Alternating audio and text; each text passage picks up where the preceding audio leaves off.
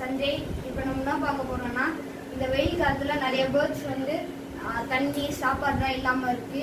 நம்ம உங்களால் முடிஞ்ச ஹெல்ப் அது பண்ணுங்க.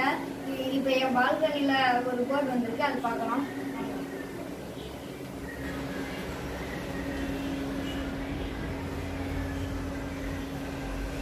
பாருங்க எவ்வளோ க்யூட்டாக இருக்குது. இந்த க்யூட்டான பேர்ட்ஸ்னால் நம்ம ஹெல்ப் பண்ணணும். அதனால் ப்ளீஸ் ஹெல்ப் பண்ணுங்கள்.